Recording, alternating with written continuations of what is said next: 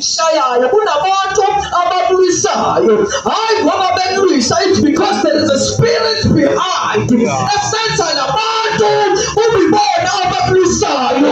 uJesu bekavuka uphisa umoya. Ngiyabathanda mfundisi uGumede, abafundi bakaJesu babenganalo ukukholwa ukuthi bangawumisa umoya, kodwa but because they understand ukuthi yebo sisemkhumbini kodwa kunoJesu, inkinga uJesu lele, umoya uyavuguza nje, umkhumbi wethu uyalwisa nje, uJesu lele, unendodelele engakwazi ukuthi ithule imvama moya,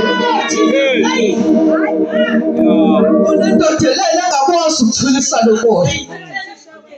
Uyabona unokusasela umfundisi uGumede uJesu ekhona. Kunezinto ezikayivuke uJesu ekhona usindise unjalo.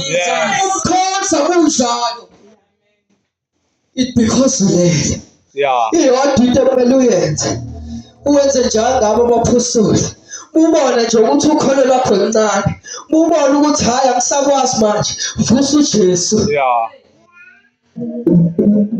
Kunabantu bazalwane engike ngiyithi, uyabona khona umuntu angisho igama lamuntu bazalwane ngizinyangizwa, angisho igama lamuntu. Sike sibe nalezo inkinga mfundisi uGumede sikhuluma ngalento. Kunomuntu bazalwane ethi uyathakatha. Umthakathi bazalwane, not because uthakatha ngobethanda. Kune spirit behind him esimenza ukuthi athakathe. Remember bazalwane, ukuze uNkulunkulu afike emhlabeni kwamele asebenzise inyama yomuntu.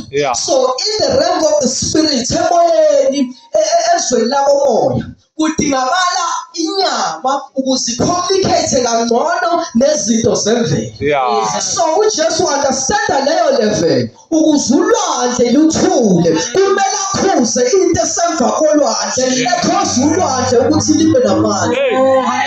Ukuze umthakathi akhuluma amazwi, not ukuthi amazwi wakhe anamandla. It is because kune spirit esingene kuyena esamenza ukuthi akhuluma amazwi athi impela ngeke asaphumelela, impela ngeke asahamba ngey'moto, impela ngeke asaba nalutho ngoba kune spirit behind. Uyabona bazalwane, bese siyahamba against lowo moya. Ngakho kuthiwa simelene nenyama nagazi, kepha simelene nemibuso nemimoya. It is because they understand in the realm of the spirit.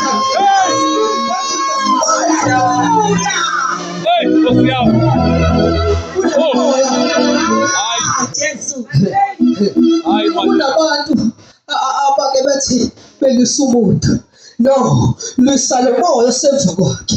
Yabona uzo-understanda leli vangeli. Kunezinto engeke zikushaye. Kunezinto kunabantu abangeke ukuthi usibanibana ngimkhulumisi ngoba wangenza ukuthi. Kodwa ukuthi yini emkhosile ukuthi ayenze lento ayenzile.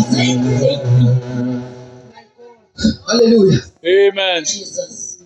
Kunesikhathi la khona